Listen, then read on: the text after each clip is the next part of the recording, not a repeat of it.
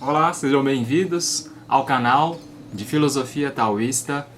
Eu vou hoje falar sobre justamente essa virtude da água, que é ser fluida, no conceito-chave aqui da fluidez feminina, né? E vocês sabem que, gente, na visão taoísta, a água ela tem essa capacidade, né, de manifestar como a essência do Tao. Lao Tzu nos diz que ela se assemelha ao Tao pelo fato de que ela tem a virtude de manifestar essa bondade suprema, né? Shang San. Então, a água Shui, ela tem essa virtude de ser fluida, né? De ela fluir com as coisas naturalmente. Então, é muito importante hoje, justamente no mundo em que a gente vive, de muitos bloqueios, de muitos conflitos, de muitas disputas, de muitas discórdias, né, que justamente nos impedem de fluir com a naturalidade, nós então aprendermos um pouco com essa grande potência da água, né, que é ser fluida, que é ser suave e se adaptar às circunstâncias, tá? Então, uma das coisas que eu gostaria de que a gente pensasse é a água, ela serve aqui como um modelo de conduta ética para um governante, na época de Lao Tzu, que deveria, né, se encaminhar para o caminho da sabedoria, né? Então, a água, ela se torna um modelo arquetípico. Então, ela se torna um arquétipo, né, do feminino, dessa suavidade, desse estado de ser mais maleável, de acordo com as circunstâncias, né? Estar se adaptando de acordo com as circunstâncias. E é nesse sentido que o Wang Banshong, ele nos diz, né, que a água não possui a identidade de um eu, né?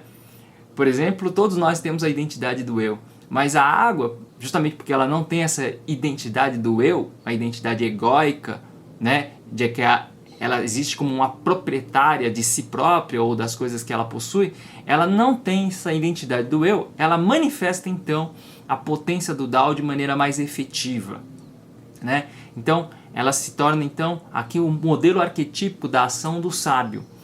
É nesse sentido que quando ela beneficia as coisas, veja que a Lao Tzu gosta de usar a metáfora feminina, né, da água que alimenta, que nutre, que beneficia, que nem uma mãe que amamenta os seus filhos, né?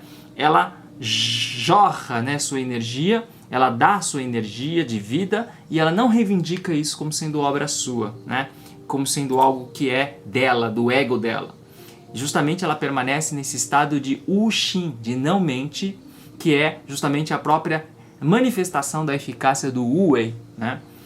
Então, se ela consegue permanecer nesse estado de não-mente, que é um estado do vazio, olha só que interessante. Aí, os desejos, os sentimentos e os pensamentos, né, são, vamos dizer assim, equilibrados, né? Eles passam a ser equilibrados numa harmonia, tá? Então, esse é o princípio da água, né? O princípio da suavidade que se alcança quando nós alcançamos também o equilíbrio interno, né? Com as nossas emoções, com os nossos pensamentos, com o nosso corpo, com o nosso espírito, e nós então, digamos, assemelhamos-nos com a água e também com a essência do Tao.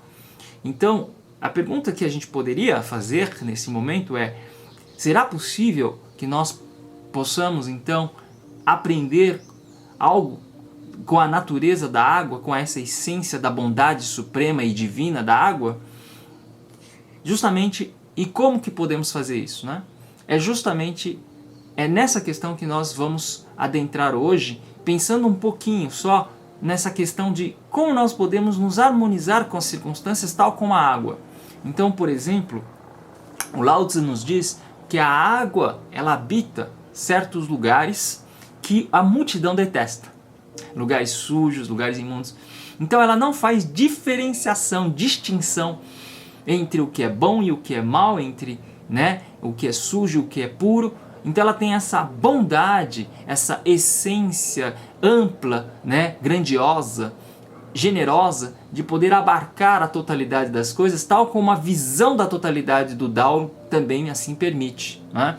Então vejam que essa é a grande dimensão da água, de ela aceitar as circunstâncias mais difíceis, as mais, entre aspas, sujas, ou seja, ela não recusa, ela não rejeita, ela age de acordo com a naturalidade e, sobretudo, de acordo com a especificidade de todas as circunstâncias. Então, ela não interfere na natureza, no Shin, né, de cada coisa, e ela então, ou seja, o que eu quero dizer é que ela não age baseada na força, né, na violência. Por isso, é importante, como diz o Lao Tzu, preservar o feminino, conhecendo o masculino, e tornar-se como o vale do mundo, né? Justamente conhecer o feminino e preservar o feminino significa preservar aquilo que, do ponto de vista da psicologia junguiana, a gente chama de ânima, né? O homem tem a ânima e a mulher tem o ânimos. Ânima é o lado feminino, interno, né? E a mulher tem ânimos, tem o lado masculino. Então, como é equilibrar em nós o masculino e o feminino? Quer dizer, nem tendermos demais ao masculino, ao Yang, e nem tendermos demais ao feminino, ao Yin.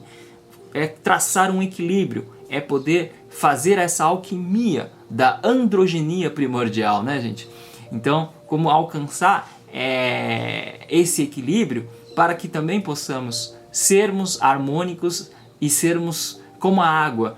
Veja que Lao Tzu fala assim, a água ela não disputa com as outras coisas, ela beneficia e não disputa, né? Ela não reivindica, ela não quer recompensa daquilo que ela faz. Então ela respeita a naturalidade e a natureza de cada ser singular. É nesse sentido que ela não é artificial, meio you-wei, não tem esse you-wei, né? Ela não age conforme os pensamentos caprichosos, egocêntricos, parciais, né, da mente humana. Vejam que então, ela, como sendo a não-mente, ela não manifesta essas intenções egoístas, né, da mente humana. Ela, portanto, então se torna um modelo de ação do homem sábio, do Shanren, e ela não age de maneira utilitarista, como se eu quisesse conseguir alguma coisa por meio de tais meios, né? Ou finalística, ou deliberadamente pensada e planejada, né? Nesse sentido que ela não age com a sagacidade, que é muito criticada pelo Lao Tzu, essa ideia de sagacidade, porque ela nos impede de fluir com naturalidade, né? Então, quando então o sábio e nós nos assemelhamos em relação a essa virtude da água, nós então alcançamos essa dimensão da generosidade, do amor feminino, né? Então, vejam que uma das virtudes também do feminino, do ser feminino, veja, não da mulher, mas do ser feminino como arquétipo, né? É justamente ser passivo, não no sentido de falta de força, mas no sentido de uma aceitação, no sentido de curvar-se, no sentido de ser humilde, de ser respeitoso e aceitando todas as coisas tais como elas nos vêm, né? Essa é a figura, né, da maternidade, né? Então, ela beneficia as coisas. Ela é boa e bondosa não porque ela quer obter resultados, mas sim porque ela age, porque é assim que deve ser feita a ação, né?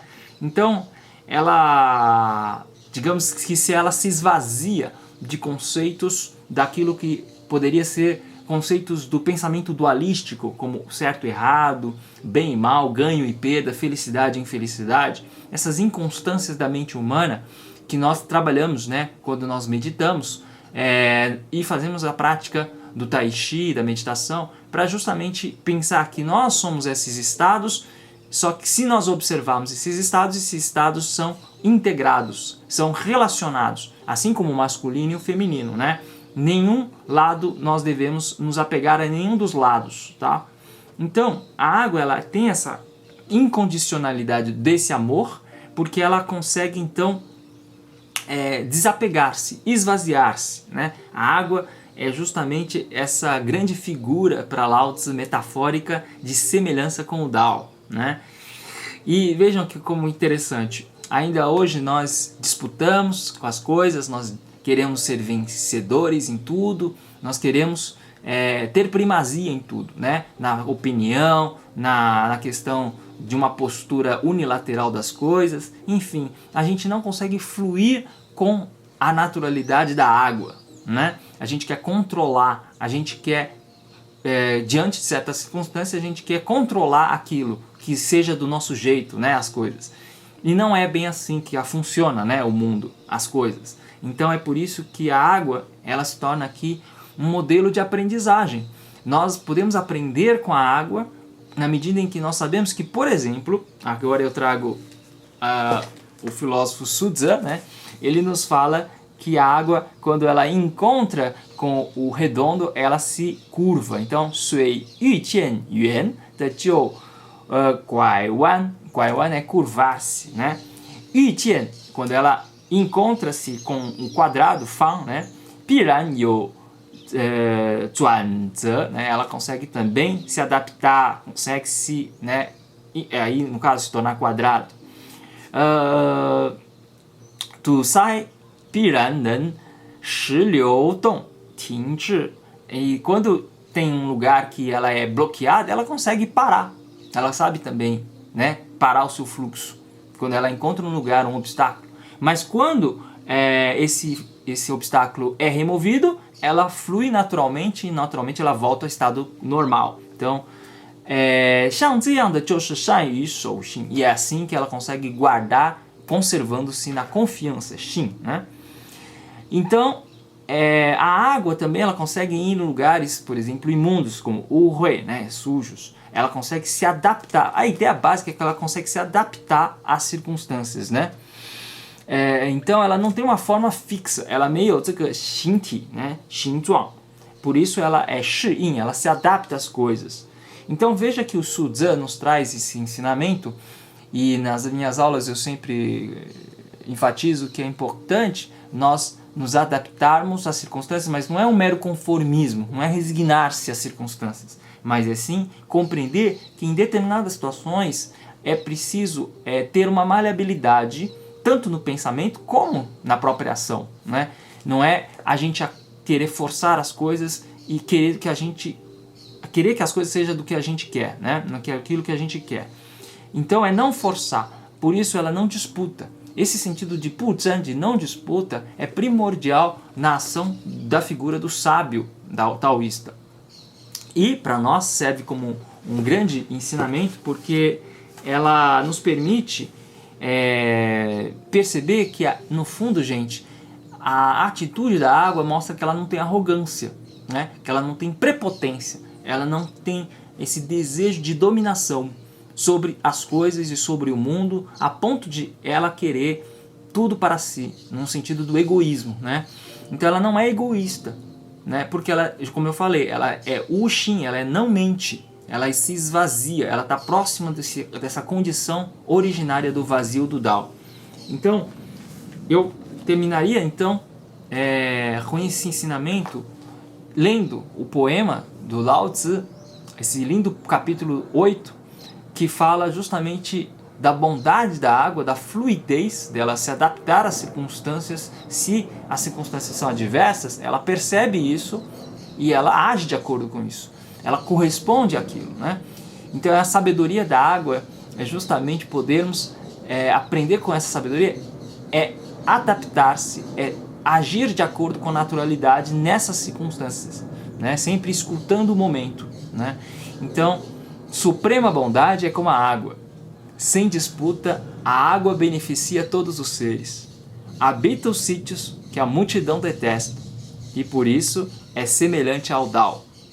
Vive com bondade na terra, ama com bondade como um rio profundo, doa com bondade no amor, fala com bondade na confiança, governa com bondade na ordem, age com bondade na eficácia e realiza com bondade no momento propício. Assim, sem disputa, não há ressentimento. Então, esse é o ensinamento da sabedoria da água, cada vez mais importante para os dias atuais, em que nós vivemos com conflitos e discórdias e apegos a determinado crença ou pensamento extremo, né? E a gente então bloqueia e a gente não flui com a naturalidade dessa fluidez da água, né? Então, muito obrigado, gente, e até a próxima. Um grande abraço.